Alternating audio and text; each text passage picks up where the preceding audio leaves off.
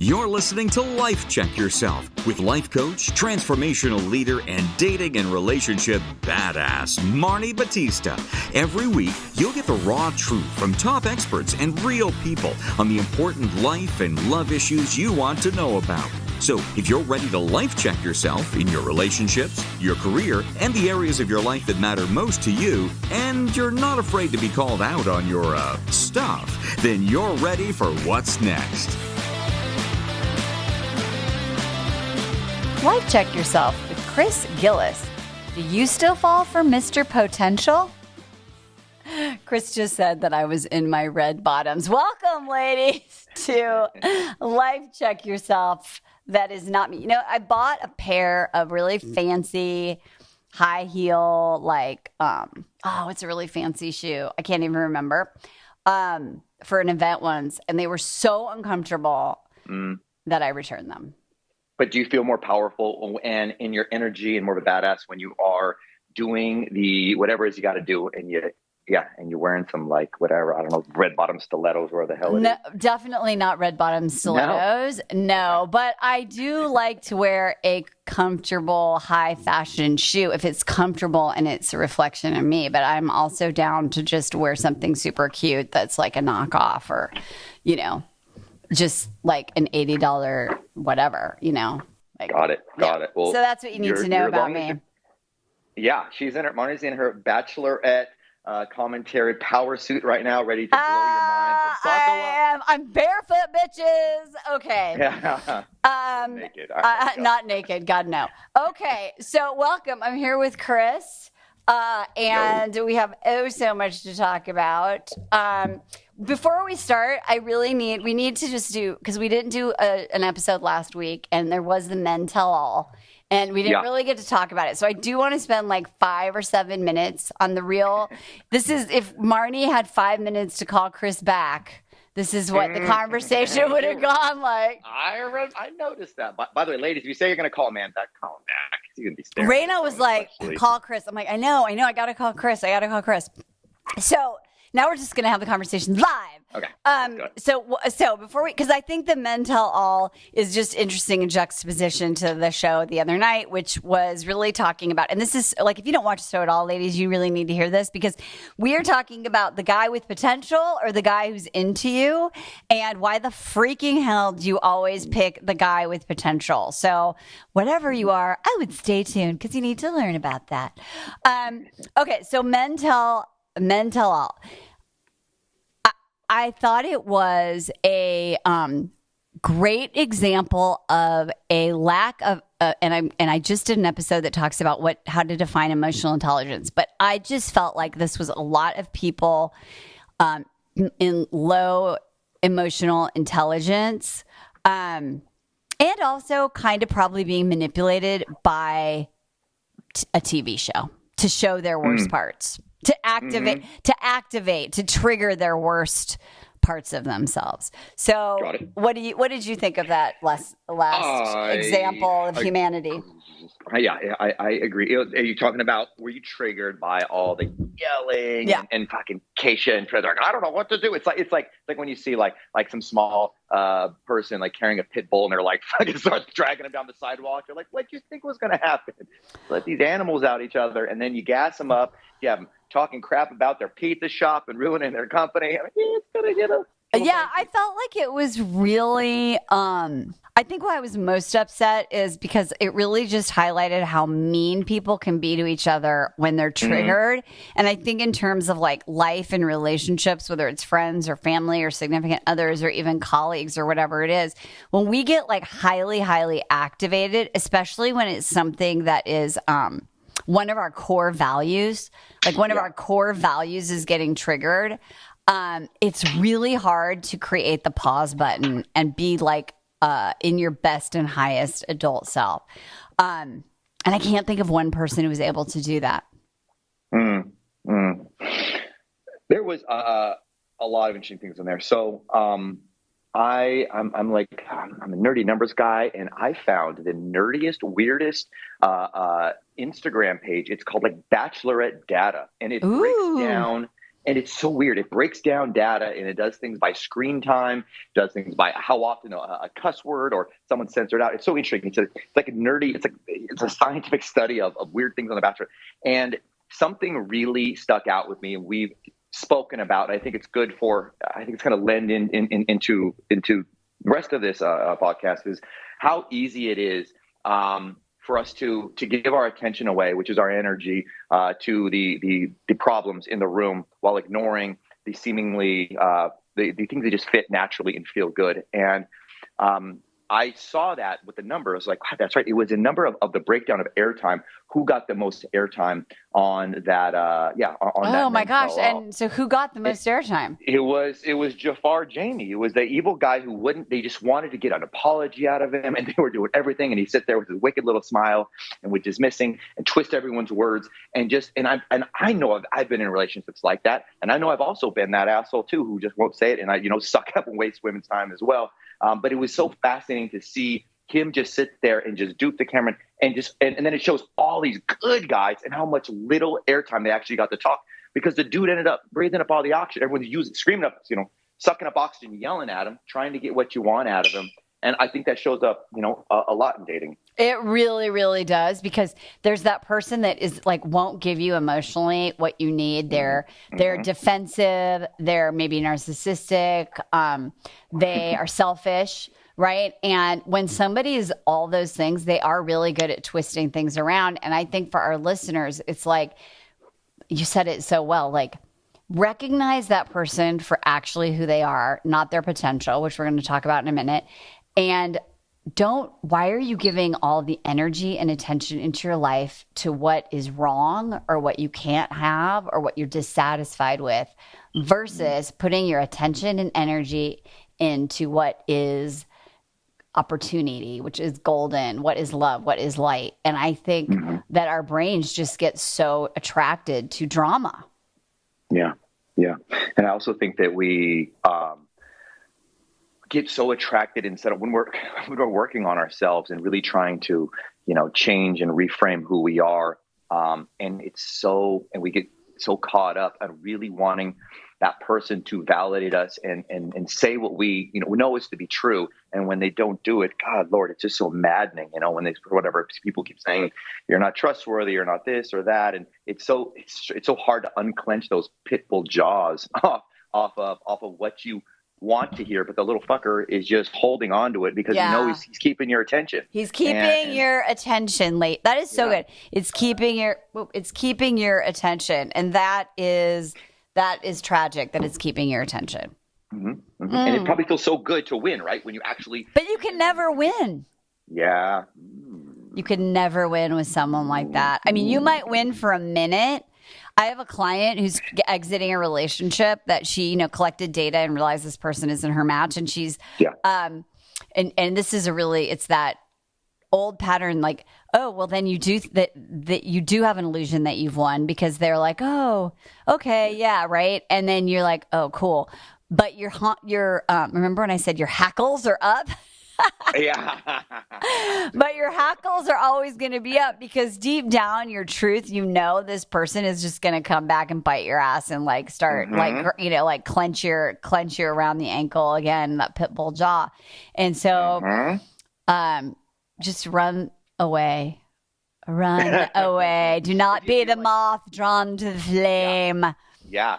So like, I guess, right, is a good parameter or sensor or temperature going off is when you feel yourself rising and getting super hot because you're wanting something, maybe to step back and say, hold on, is this something that I'm feeling like a lack inside me? And why do I feel I'm chasing after this, this validation, this whatever it is so much? Because to become aware and pull yourself, it's tough to give up on that fight when you want to be validated and told those things, right? Yes. And so, you let me help you. Get rid of that. Okay. So let's talk about the last show the other evening, which was really about, you're on the dating field and there are multiple people. And I think there's a couple things that happen. One is there's, the guy that you really just want to be your person. And maybe you have mastered, like we teach dating multiple people at the beginning. And there's the guy who like, you just want him to like you more. You want him to be more interested in you. And then there's this guy that you're dating that's actually treating you well. He's really interested in you. And you're not leaning into that. You're not leaning into what is, because your energy is all about trying to get some other person, to give you what the other person is actually giving you. And that's what's sort of going on. I saw these really great memes that I posted in our little group. Our Bachelor Nation in a nutshell has just come down to what we call the core. Our colleagues and friends are so over it. They're not even talking about it. Leave the text thread though, so that there's something. Yeah, exactly. And this is it. This was on Twitter, and I think this was awesome. So the guy who is like, really into her, Brandon. He said to her, "I will love you till my last dying breath." And then, check, please. We got yeah, and then Nayte says to her, "I'm catching feelings." I mean, like, yet I could tell from the jump and hug, on the show when they see each other for the first time.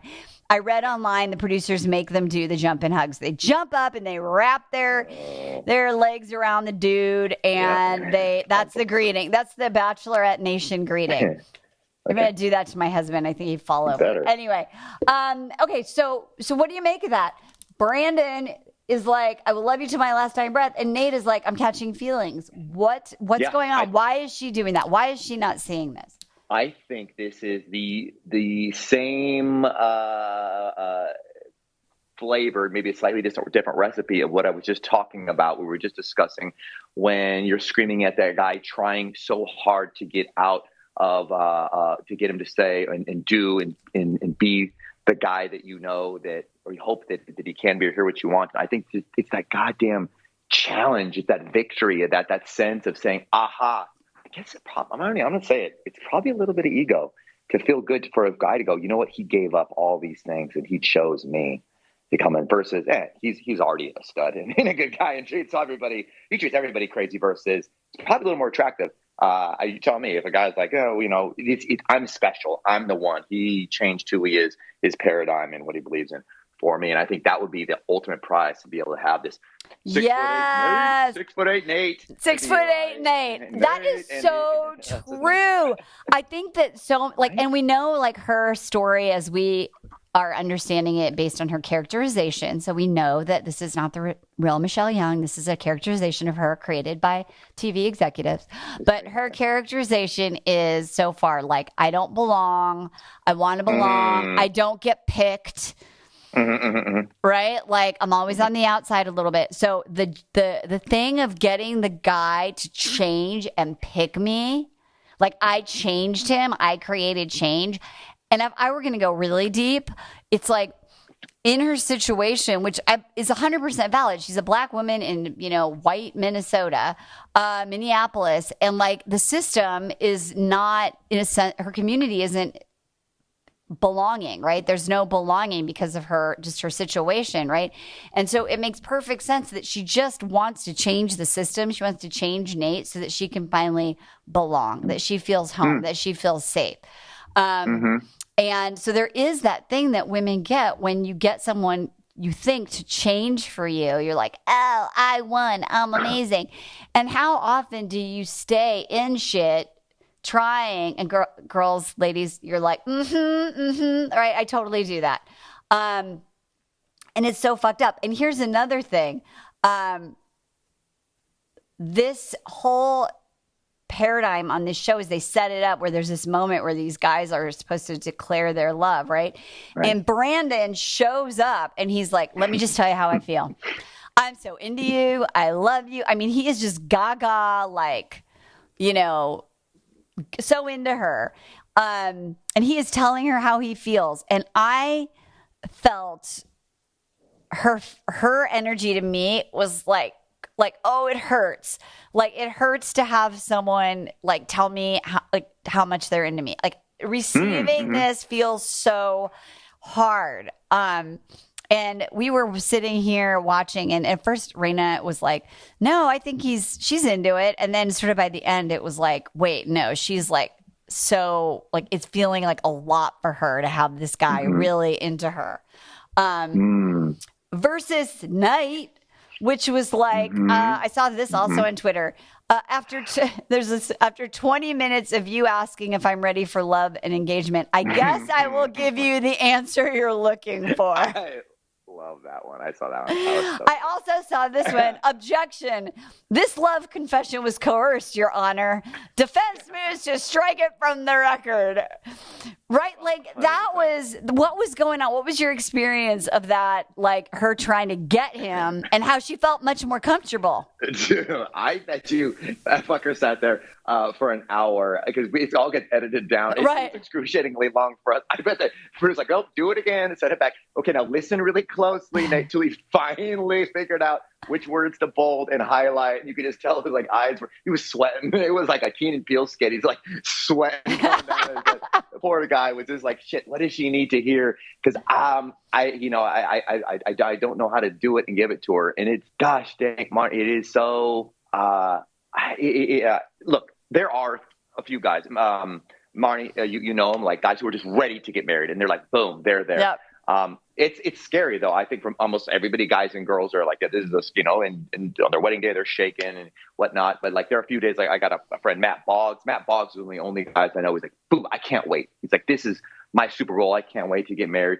I'm on the, extreme spectrum, and a lot of people lie, somewhere in the middle. But I think Nayte is more normal, as most guys. And, not that I don't think bad guy. I just think that, he's, like I said, he's not ready to take. But wait, I don't think he's a bad guy, Chris, but he's 27 years old and he's never had a girlfriend. He's never had a girlfriend at all? No. Right, that's impressive. Reality Raina, if you can hear me, correct me if I'm wrong.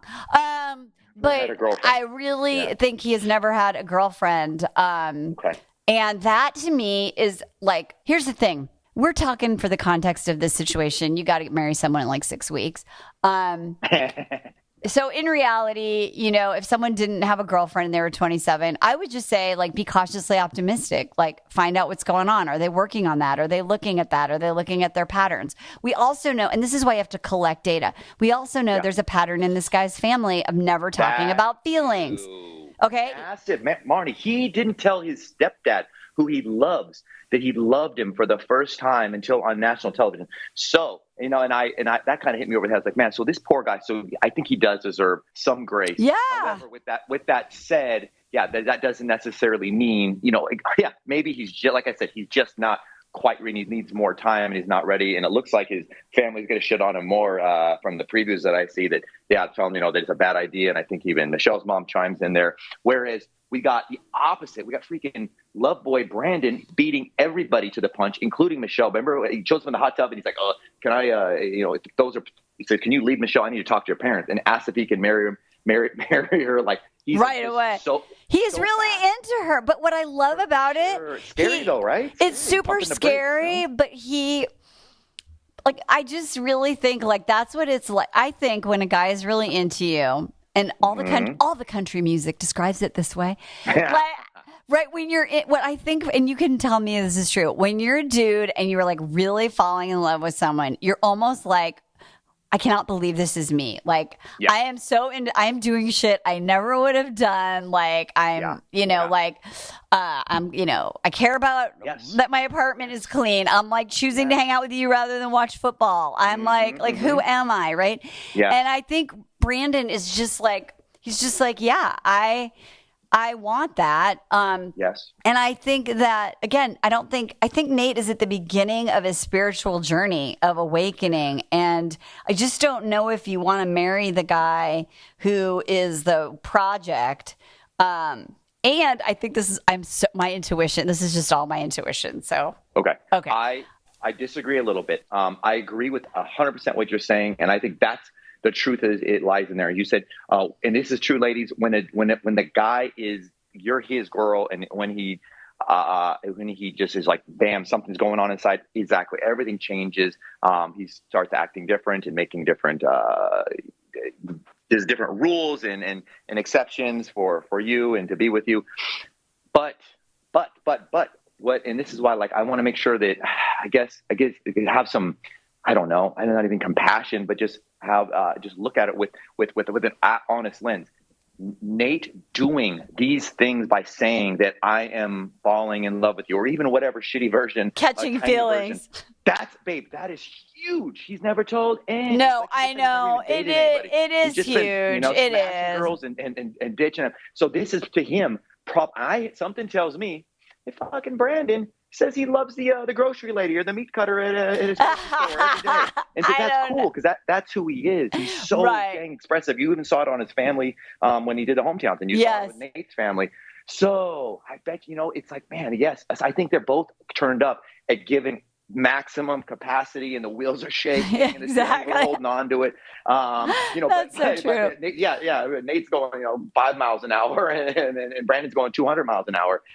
So that is so true because he is working really hard, and I just don't know if he has the capacity without the container of being forced in the show structure to maintain, to get to where she needs him to be an emotionally intelligent person. However, I think Michelle's a little emotionally unavailable as well. I think she's got it. Yeah, I think she's got to guard up.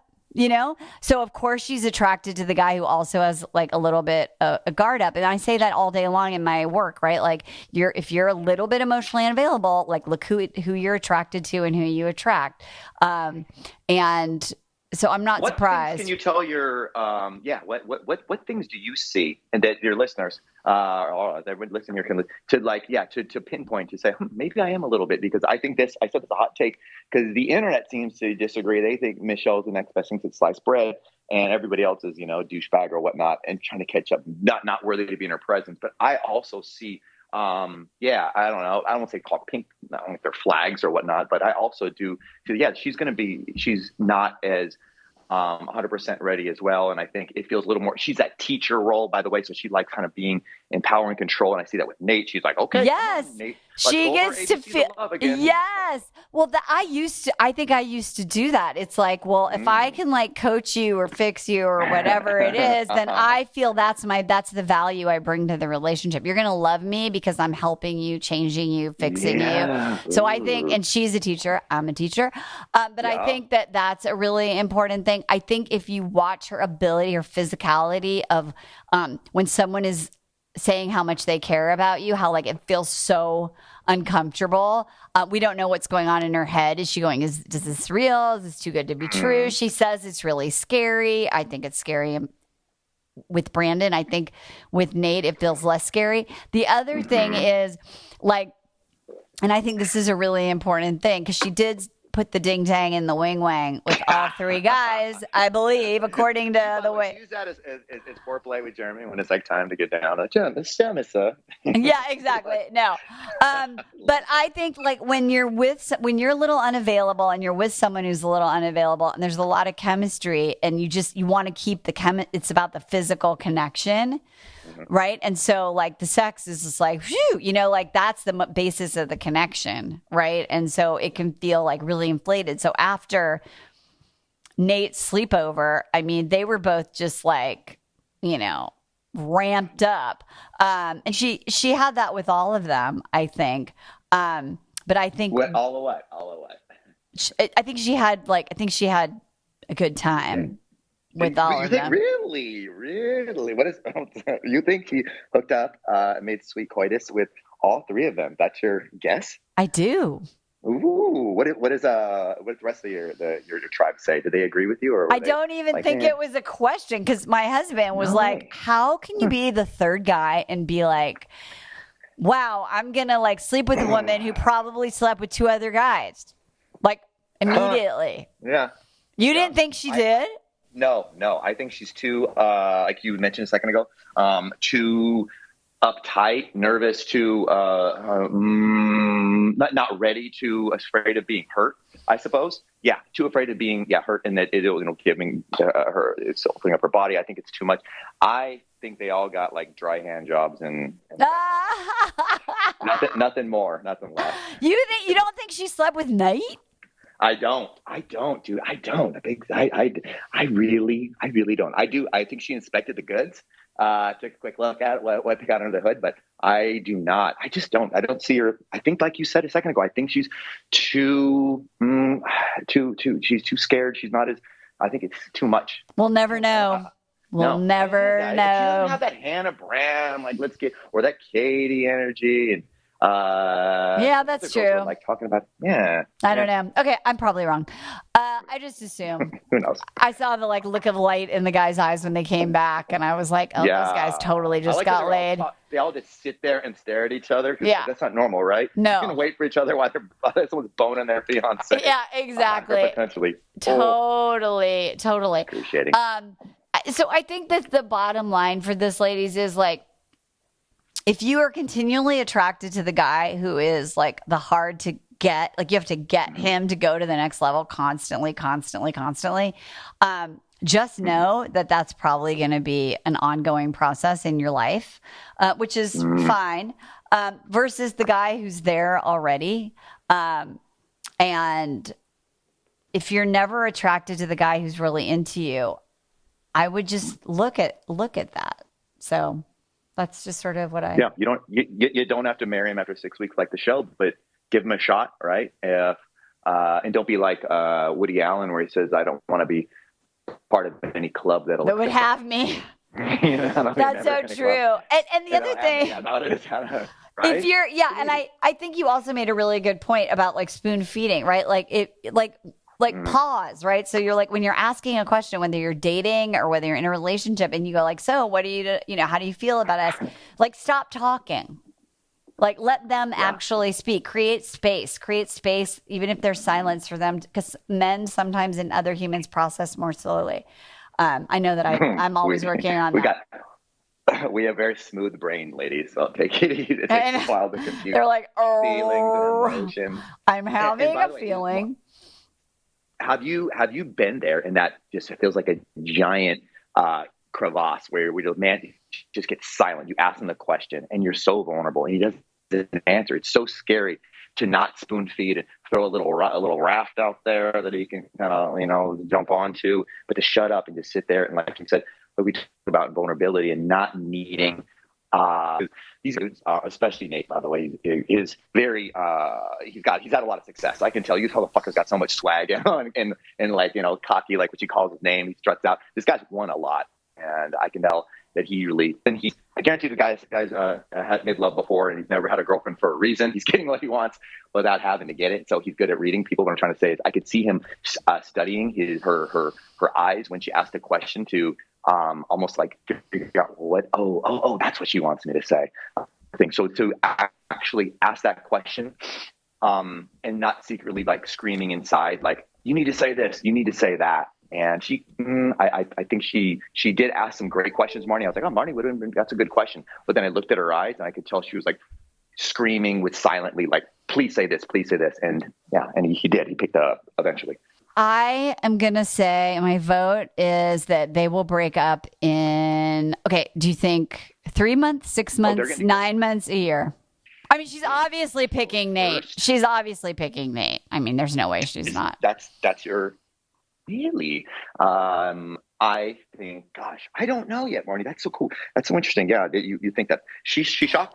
In the preview, when she says, I can't believe I'm doing this, or why am I doing this? Mm-hmm. Do you remember that moment they show her? Yeah. I think it's because she just broke up with Brandon, and he walks away, and he's super. I love that Brandon's like so not about him. He's like, "I just want you to be happy, and if like it's not me, I know you're going to be happy. I hope it's with me, but if it's not, I'm like, I got you." So I think she breaks up with him at the altar in the little situation they do. And then he's like cool about it. And like he walks away. And then that scene is from her going, "I can't believe I just did this." Wow. Okay. I like it. I think you could be right. Is America, well, first of all, first question. Do you think it was that ran during the road, so he stopped and took her. Do you think she already had her mind made up that she was going to choose him, or do you think he did throw a Hail Mary and got her to choose him over the good old hometown Joe? I think she just never was really into hometown Joe. Twitter says it's like payback because he ghosted her in the DMs. I just think that's a long, cruel payback. I know that is a really on TV. Yeah, I think that's probably not real. But I just think Joe is another nice guy. I just don't think she's into nice guys. Yeah, one of our listeners on the podcast DM'd me, and she told me she ran into Joe at a bar. And he was just exactly the same way, quiet, polite, humble, very shy as well when she saw him at a bar as well. So, do you think that is he shy or is he boring? I don't think he's boring at all. I think we didn't get to see a lot of it on the date. Like, I think, first of all, the show favors the loud, outgoing extrovert. Sure. I think he talks about I'm an introvert. I mean, he might be an ambivert, but he has having fun on those dates. I think he's just a guy who feels comfortable, probably not in a huge setting, probably doesn't feel comfortable with cameras. Maybe he's not a performer. He's an athlete. He's a realtor. He's probably better in small groups and one-on-one. So I think Joe's probably an amazing guy, and I'm married to someone who's a little more reserved, but when you get to know him or in the right situation, he's freaking funny and super generous and talkative and outgoing. He's just not going to be that guy who's I want to be around 100 people and let's party, woohoo. So I think that she was never really into Joe. I just think the whole time she's wanted to get with Nayte. I think Nayte is the best version of all the unavailable guys that she was interested in. She sent them home, but Nayte held his shit together because I think he was a smitten kitten and he behaved, and I just think he's trying really hard to not be that player guy. And so I do applaud him for his efforts. And so before we end, God, it goes so fast. His gamesmanship. His gamesmanship is excellent. He doesn't misstep. He doesn't do like Martin does and say shit before right context. And he does seem to be, like I said, he's very high emotionally intelligent, and you can tell the man's successful for a reason. And I could tell that she was like, let's see if he screws up. But then, of course, she kind of gave him a lot of softballs, big old meatballs right down the middle and slow, and he just knocked him out of the park. Yeah, he was like, yep, I do love you. I got I'm catching feelings. Okay, so last thing before we go, just because I like to predict, we should look back at all our predictions because I don't even remember what I say half the time. But do you think they're gonna if she picks Nayte? Oh, yeah. Do you think 3 months, 6 months, 9 months, a year, they're together forever? Okay, if she picks Nayte, God, I'm really disappointed on the Bachelor success rate. There's way more failures, right? Yes. For sure.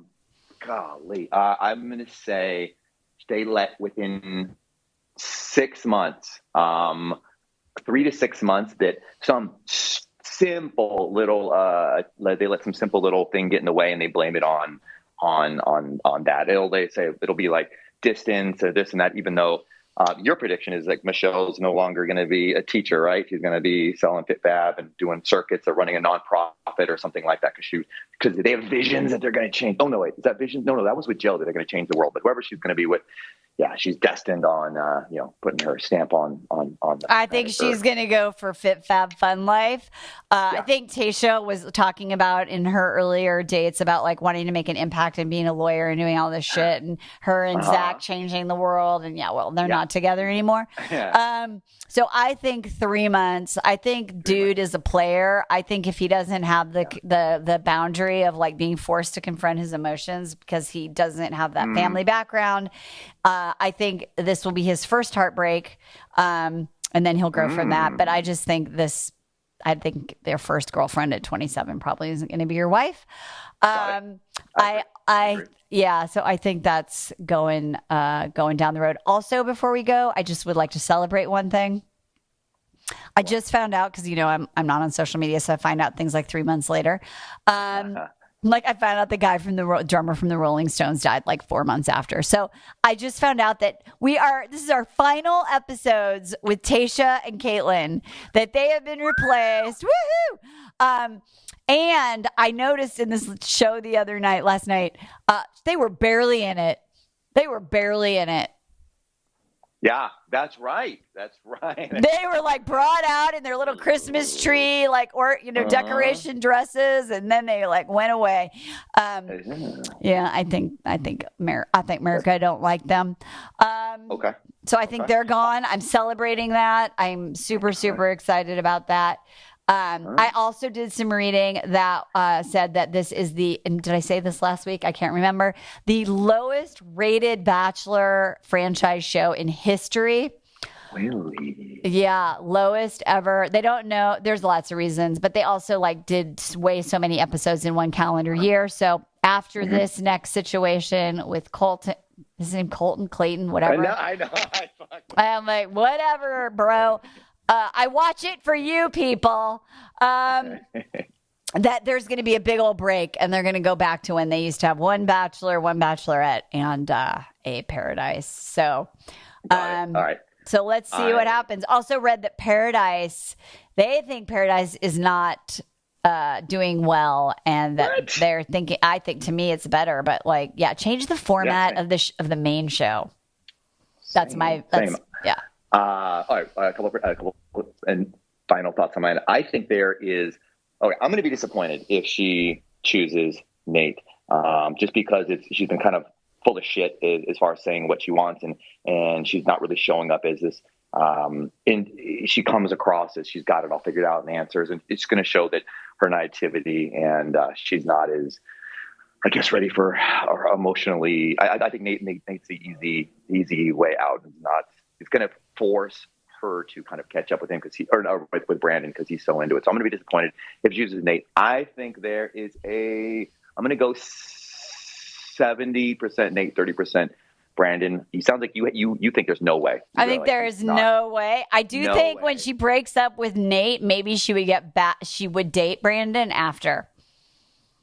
Okay. How is America going to respond? Are they going to be like, yeah, she's a queen, let her do what she wants? Or are people be like, what in the world are you doing, lady? That was. I think this will be the toppling and demise of Queen Michelle, because I think she's going to choose Nayte, and I think based on Twitter and people being like, what the hell was that they're going to feel like the queen let them down. So okay, got it. One other thing, so you mentioned show formats.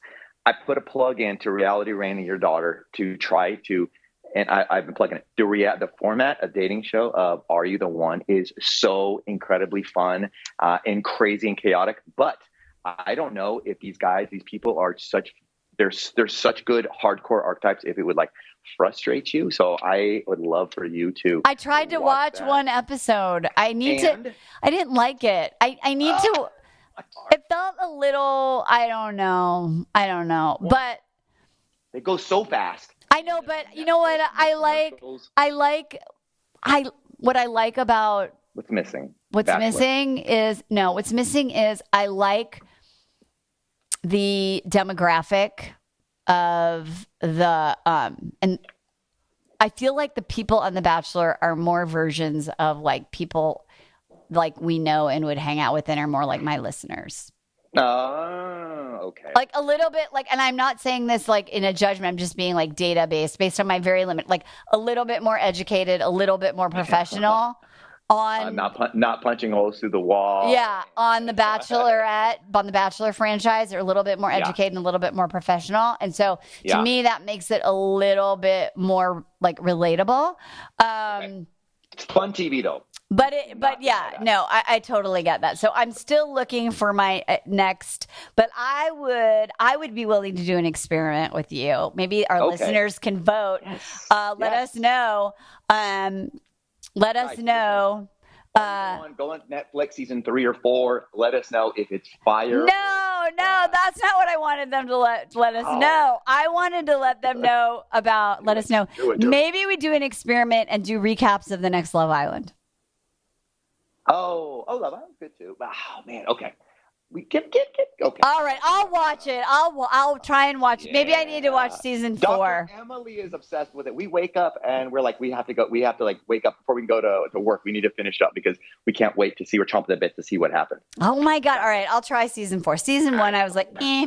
All right, ladies, let us know what you think. What should we talk about in 2022? If you got any ideas, any shows you want us to give a little look-see.